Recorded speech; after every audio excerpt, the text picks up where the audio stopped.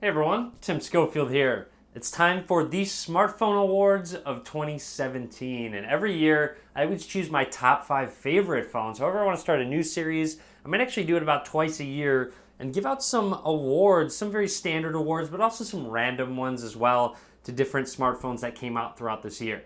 Also, this Google Home Mini isn't sitting here for absolutely no reason. I'm giving it away to one of you guys. I actually just went out and bought it. Figured I'd thank you guys for all your continued support. So all you really have to do to enter is drop a comment on this video and subscribe to my YouTube channel and you'll be entered to win. Pick a random comment in about a week and pin it to the top so you know when a winner has actually been selected.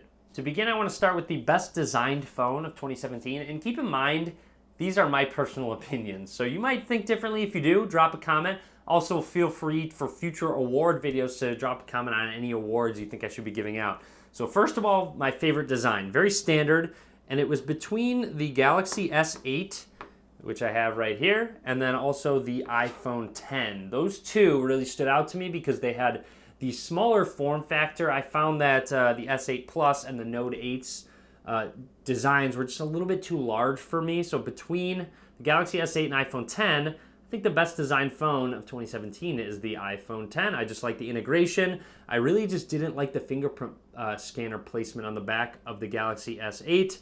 So we're going with the iPhone X. Next up is the best camera of 2017 award, and this is the rear camera. And this came down between the Galaxy Note 8, iPhone X, and even the Pixel 2 and Pixel 2 XL. However, I had to kind of negate those because of the single camera on the back. However, they were a good competitor as a point and shoot. However, my personal opinion, it is really nice to have that extra lens on the back. Both of these have telephoto lenses, so you have that option to zoom in up to 2 times without losing any image quality, and that matters to me, and I think it's a nice addition, and I think Google should have implemented an extra lens. So with that being said, I'm going to give my favorite camera to the Galaxy Note 8 this year. It's just been my favorite dual camera. Both have optical image stabilization. Really does a great job just taking a bunch of pictures. However, there are tons of phones out right now that take really good pictures. And I also want to give a shout out to the Huawei Mate 10 Pro and Mate 10 because they implemented an AI technology that when you point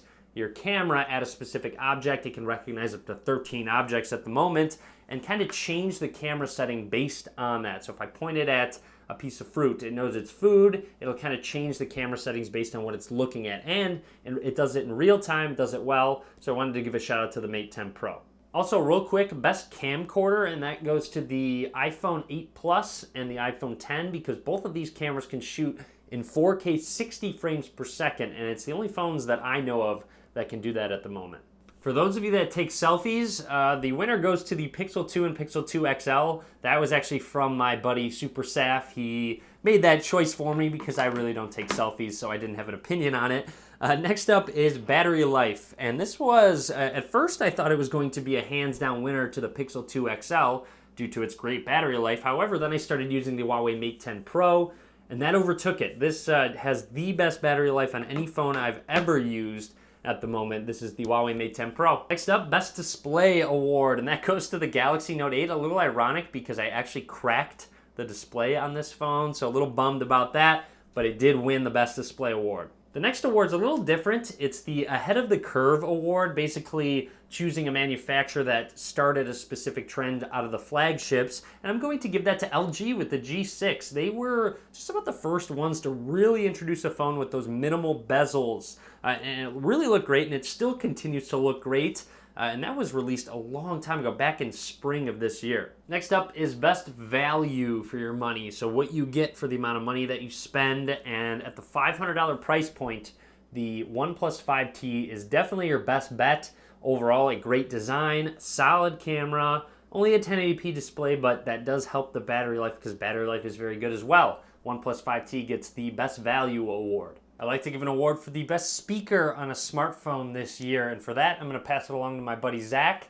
I'll link to his YouTube channel down below. Hey, what's good guys, it's Zach. Hope you all are doing well. Thanks Tim for having me. So we're talking about smartphone speakers, and unfortunately, as you guys already know, there aren't a lot of phones out there that have really good sounding speakers, but fortunately, there are a small handful of phones that have really good sounding speakers. Some of my favorites would have to be the Google Pixel 2 and the iPhone 10. Now with the Pixel 2 and of course the Pixel 2 XL, you have those stereo front firing speakers. There's something just so special about having your audio directed right at your face. It's a really nice experience. I really like the speakers on the iPhone 10, not just because of how loud they get, but also because of how full they sound. You get a nice amount of low end, which is something that you don't find in a bunch of other smartphones out there. But my favorite speakers on any smartphone of 2017 would have to be the speakers on the Razr phone. The speakers on this phone take everything up to a whole new level. They sound amazing, and they kind of should, because of course you can see they take up a good amount of the front of the phone. Now, one of the best things about this set of speakers is that they are individually amplified, so you're sure to get a really nice stereo experience, the best on any smartphone. But let me tell you guys,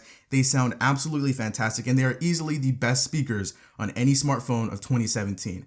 I love them. The next award is the best phone with a physical keyboard, and I only know of one phone that came out with a physical keyboard this year, and that is from BlackBerry, the Android phone called the Key One. And this one from BlackBerry has a very good keyboard. I really enjoyed using it, and overall it's a solid phone as well. Definitely worth looking at if you're a fan of physical keyboards like myself. Very subtle but random award is the best vibration motor, and for Android phones I'm giving that to the LG V30. They did a very good job with the motor, not making it too strong, very subtle, almost similar to getting close to an iPhone's vibration motor, and they hands down have the best on any phone right now, and that's been that way for a long time.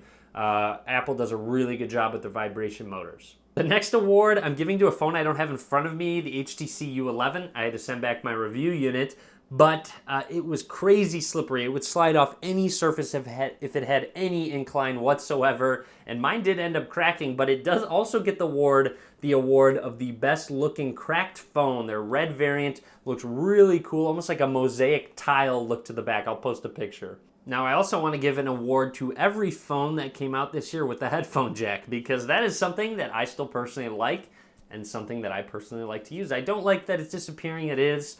I'm going to need to accept that at some point. However, other flagships such as the Galaxy S8, Note 8, S8 Plus, LG V30, they all had headphone jacks, and the LG V30's headphone jack, the DAC on it is fantastic. Sound quality is really good. However, the headphone jack's on the top of the V30. I just prefer, similar to like on the Galaxy S8, the bottom placement, but V30 has the best DAC in a smartphone. This award goes to the phone with the best accessories available, and it almost got the Innovation Award, and that goes to Motorola with their Moto Mods, because they have so many different options available to attach to their phones, whether it be a speaker like on the back of this one. They even have an awesome gamepad that can kind of turn your phone into a Nintendo Switch style phone, and then they have others, 360 camera, just a battery pack, cases. There's just a bunch of various options, and it's a really neat technology. It's super simple, just with magnets, unhook it, and you can connect it very easily. They don't fall out. Good job, Motorola. Now, on to that Innovation Award, and this was a tough one for me, but I will give it to Apple for their Face ID,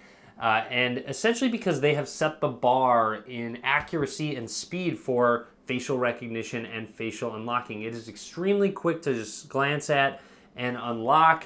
Not as fast as Touch ID, however, it is still a substitute for it, and I was very skeptical, didn't think Apple could do it, but they did. However, I also want to make note that the Face Unlock on the OnePlus 5T is also improved from Android and works really well. Let's give an award to the best software experience, and for me, it has been the Google Pixel 2 XL and Google Pixel 2, and that is simply because it runs stock Android. It's a very smooth, fluid experience, and I'm a big fan of that. Now, iOS 11 has a ton of things wrong with it. It's also just causing problems on phones, so iOS doesn't even come close in any of these. But I also want to give my favorite skin award to the OnePlus 5T with their skin over on top of Android. They've added some customization options that I really like. Along with Motorola, their skin over Android is very minimal, but also adds some really nice customizations.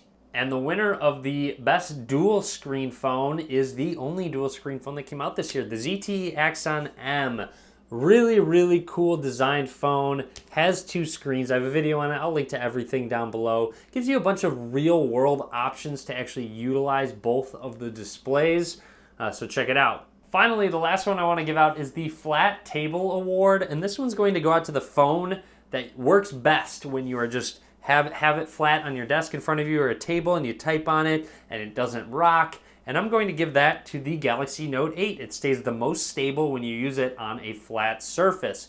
Also, shout out to the iPhone 8 and 8 Plus for still using a button and fingerprint scanner on the front for flat table use. It works really well to unlock your phone. Most other flagships, in comparison with other flagships, don't have any front buttons. So anyways, that is it. That is the Smartphone Awards from 2017. Hopefully you enjoyed the video. I will be doing a my favorite, top 5 favorite phone video coming up, so be sure to click that subscribe button. Also give me some feedback on the Smartphone Award video if you want to see other awards given out, anything like that. So again, click that thumbs up. And as always, guys, thank you very much for watching. Okay, Google.